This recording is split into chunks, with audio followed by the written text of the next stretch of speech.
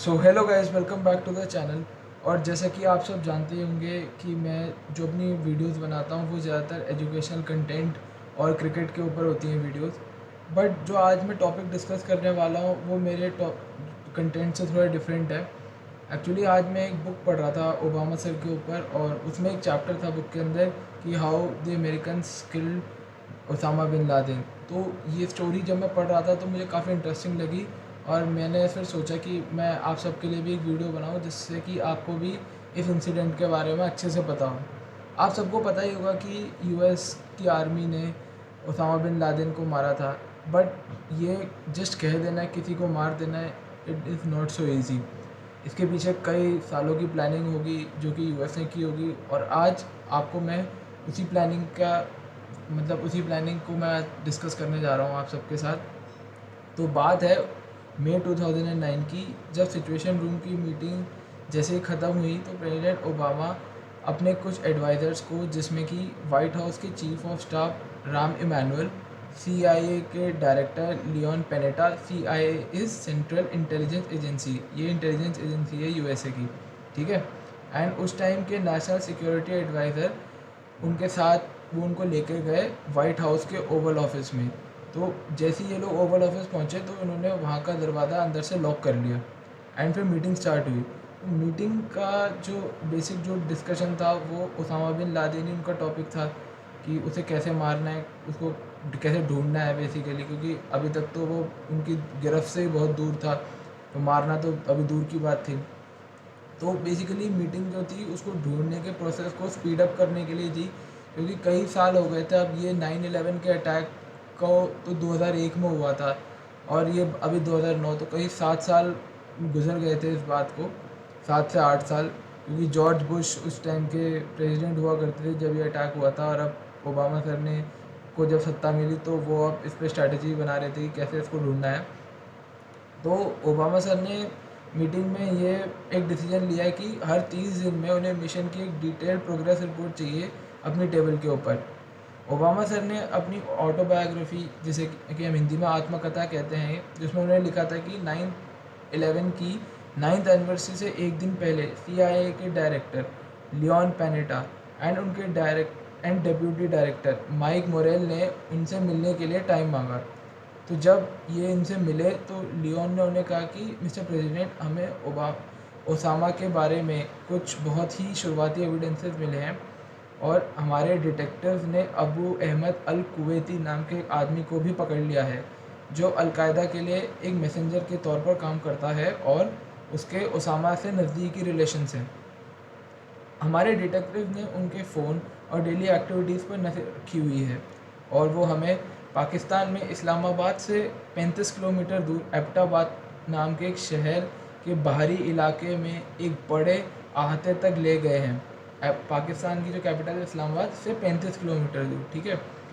2 महीने बाद 14 दिसंबर 2009 को लियोन पेनेटा एंड उनके डेप्यूटी ओबामा सर से एक बार फिर से मिलने के लिए पहुंच जाते हैं, लेकिन इस बार उनके साथ सीआईए के एक सीनियर ऑफिसर होते हैं, जो कि एक ये काउंटर टेररिज्म सेंटर और बिन लादेन कैंपेन के प्रमुख होते हैं। मतलब काफ़ी ये भी एक इस पूरे मिशन के एक इम्पॉर्टेंट मेंबर, एक तीसरे व्यक्ति होते हैं ये। इन लोगों ने ओबामा को उन सभी फैक्ट्स की जानकारी दी जिनके ज़रिए वो वहाँ एबटाबाद के उस अहाते तक पहुँचे थे। मतलब आपको किसी भी चीज़ को प्रूव करने के लिए फैक्ट्स पहले सामने रखने पड़ेंगे ना, बस वही था। सीआईए के फॉर्मर डायरेक्टर लियोन पेनेटा ने अपनी ऑटोबायोग्राफी में वर्दी फाइट्स में ये इंसिडेंट का जिक्र करते हुए कहा है कि ये अहाते सारे प्लॉट से सबसे बड़ा था, साथ वाले से करीब 8 गुना बड़ा। इसके मालिक इब्राहिम नाम का एक व्यक्ति और उसके भाई थे। उन लोगों की इतनी हैसियत नहीं थी कि वह इस प्रॉपर्टी को खरीद सकें। ये सब में सबसे अजीब बात यह थी कि इब्राहिम मालिक होने के बावजूद भी घर के भवन के मुख्य हिस्से में न रहकर अहाते के अंदर एक गेस्ट हाउस में रहते थे। Very strange. इस भवन में 3 फ्लोर थे। ऊपर के फ्लोर पे एक बालकनी थी, लेकिन इस बालकनी को एक दीवार से कवर किया हुआ था। मतलब बालकनी के सामने दीवार कौन खड़ी करता है। उस घर में ना तो कोई इंटरनेट कनेक्शन था, ना कोई फ़ोन की कनेक्टिविटी थी। CIA की सर्विलेंस से पता चला कि कभी कभी एक आदमी घर से बाहर निकलकर अहाते के अंदर तेज़ तेज़ कदमों से चला करता है। हमने उसे द पेसर का नाम दिया है। इस घर के बाहर कूड़ा उठाने वाले आते हैं, लेकिन यहाँ के लोग जो हैं कूड़ा वाले को ना देकर घर के अंदर ही जला दिया करते हैं। और CIA का मानना यह था कि द पेसर और कोई नहीं बल्कि ओसामा बिन लादेन हो सकता है।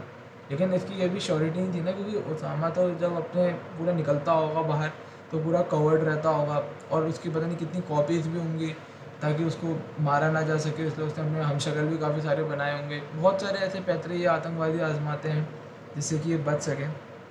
लेकिन आगे बढ़ते हैं हम अपनी स्टोरी के अंदर। तो ओबामा लिखते हैं कि उनके पास एक ऑप्शन जो था वो ये था कि उसे मारने के लिए या तो वो एयर स्ट्राइक करा दें अहाते के ऊपर, जैसे कि वो पूरा अहाता ही बर्बाद हो जाए।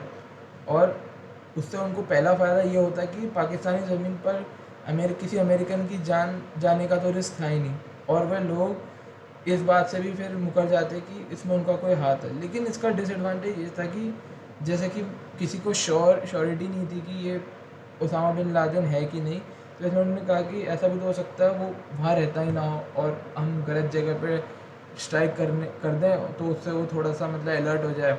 तो इसलिए इसकी भी कोई गारंटी ना होने की वजह से उनके दिमाग में एक सेकंड थॉट था। और बाकी साथ ही साथ तीसरी बात तो ये थी कि जो आसपास जो मामूली पब्लिक के लोग रहते हैं उससे उनकी भी जान जा सकती थी अगर ऐसी एयर स्ट्राइक वो कराते। तो ओबामा ने vice chairman of joint chief of staff James Cartwright से कहा कि वह इस प्लान को अप्रूवल नहीं दे सकते, क्योंकि जो मैंने आपको बात बोली कि गारंटी तो कुछ थी नहीं कि ओसामा उसके अंदर है। तो दूसरा ऑप्शन उनका ये था कि वह एक स्पेशल ऑप्स मिशन की परमिशन दें जिसमें कुछ सिलेक्टेड सोल्जर्स हेलीकॉप्टर से पाकिस्तान के अंदर एंटर करें और अहाते पर इतनी तेज़ी से हमला करें कि पाकिस्तानी पुलिस और आर्मी को रिटेलिएट करने का मौका ही ना मिल पाए। ठीक है। ऊपर से पिक्चर्स जो मतलब उसके CIA के जो भी कैमरे वगैरह उनके थ्रू जो पिक्चर्स ली गई थी उसके हेल्प से CIA ने अहाते का एक 3D मॉडल बनवाया। वाइस एडमिरल विलियम मैक्रेवन ने प्रेसिडेंट को हमले की ब्रीफिंग दी, क्योंकि ये प्लान जो था थोड़ा सॉलिड सा लग रहा था और इस पर अब काफ़ी काम चल रहा था। तय यह हुआ कि कुछ सिलेक्टेड ऑफिसर्स और सोल्जर अफ़गानिस्तान के जलालाबाद से 1-2 हेलीकॉप्टर से टेक ऑफ करके रात के अंधेरे में एबटाबाद की टारगेट लोकेशन में एंटर करेंगे। ओके।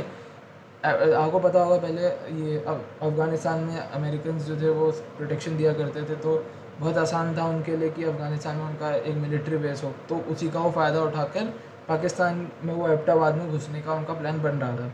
तो 29 मार्च की मीटिंग में ओबामा ने मैक्रेवन से पूछा कि अगर पाकिस्तान के फाइटर जेट्स ने हमारे हेलीकॉप्टर्स को एंटर या एग्ज़िट करते टाइम इंटरसेप्ट किया तो हमारा क्या रुख होगा, मतलब वो कैसे इस पर एक्शन लेंगे। और अगर लादेन किसी सेफ़ रूम में छुपा हो और उससे के ढूंढने में काफ़ी टाइम लग गया उनकी टीम को, तो ऐसे में तब क्या करेंगे, ये भी एक बात थी।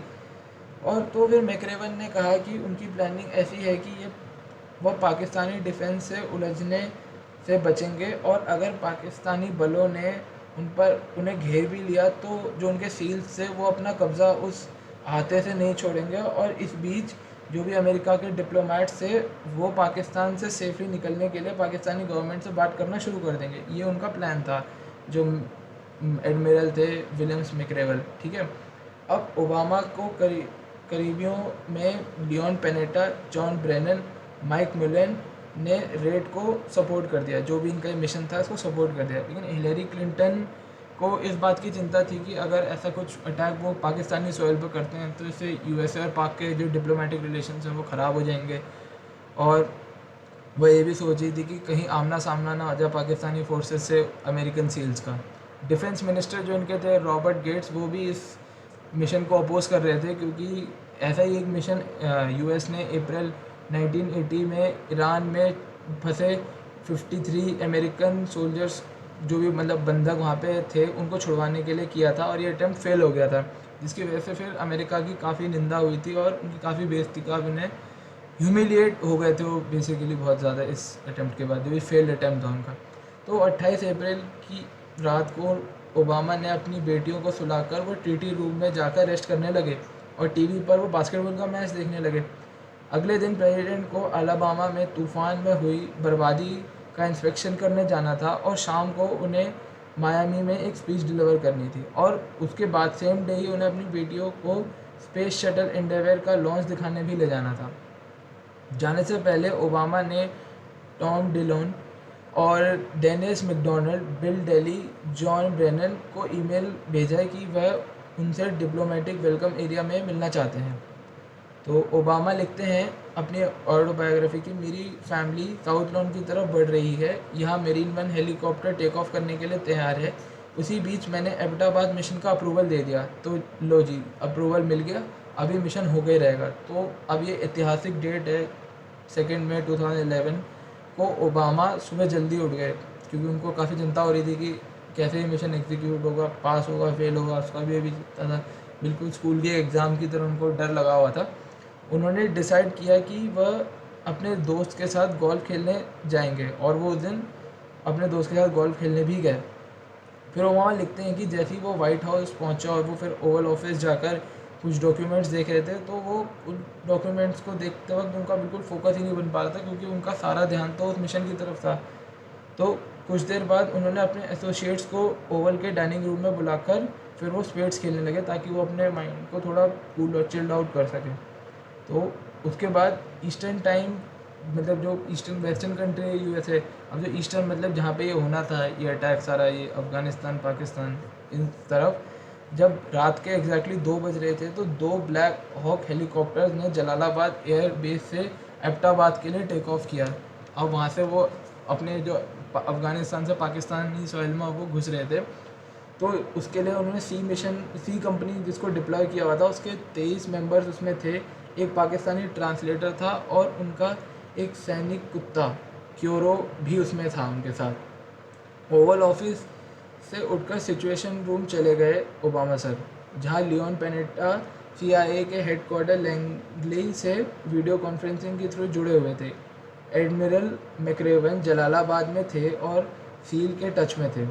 ओबामा लिखते हैं कि जैसे ही हेलीकॉप्टर टारगेट लोकेशन पर पहुंचा, अपनी सीट से वह खड़े हो गए और उन्होंने कहा कि उन्हें वह ऑपरेशन पूरा देखना है। तो वह उस रूम में चले गए जहां मिशन की लाइव फुटेज चल रही थी। वहां air force brigadier general Brad Webb एक टेबल पर रखी कंप्यूटर के सामने बैठे हुए थे। तो उन्होंने अपनी कुर्सी जो है वो प्रेसिडेंट को देनी चाहिए, लेकिन उन्होंने उन्हें बोला कि आप बैठे रहिए। वेब ने तुरंत ही मैक्रेवन को ये बात इन्फॉर्म कर दी कि मतलब प्रेसिडेंट भी उनके साथ अब कॉन्फ्रेंस रूम से उठकर वो आ गए जहाँ पे लाइव फुटेज चल रही है, लाइव फीड को देखने के लिए। तो थोड़ी देर में मैं और मेरे उनके जो कुछ साथी थे, वो मतलब जो कॉन्फ्रेंस में बैठे थे, तो वो भी सब वहीं पे जहाँ पे लाइव फुटेज चल रही थी वहीं पे आ गए थे।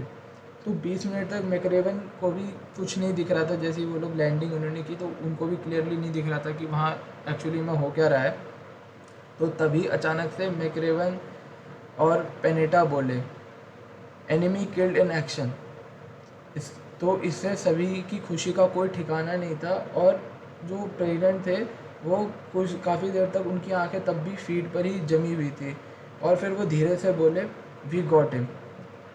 20 मिनट तक कोई उस कमरे से हिला नहीं। जैसे ही हेलीकॉप्टर्स ने वापसी के लिए उड़ान भरी, तभी जो बाइडन ने उन्हें कंग्रेचुलेशंस बॉस बोला। जो बाइडन, जो कि आज प्रेजेंटली यूएसए के प्रेसिडेंट है, उस समय वो वाइस प्रेसिडेंट हुआ करते थे जब ओबामा प्रेसिडेंट थे, ठीक है।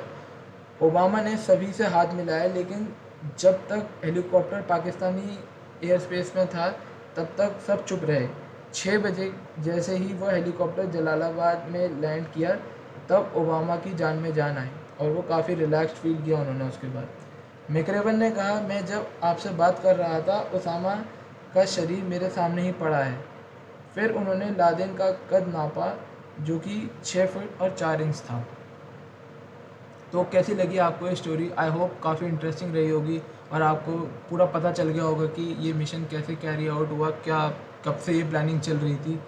तो ऐसी स्टोरीज़ और जानने के लिए मैं आपके साथ कई सारे इंटरेस्टिंग टॉपिक्स पे भी अपने एजुकेशन कंटेंट के अलावा आपसे बात करूँगा। आई होप आपको ये वीडियो अच्छी लगी हो। पसंद आई तो लाइक करना, शेयर करना, एंड प्लीज़ मेरे चैनल को सब्सक्राइब कर देना। Thank you everybody, till then good bye.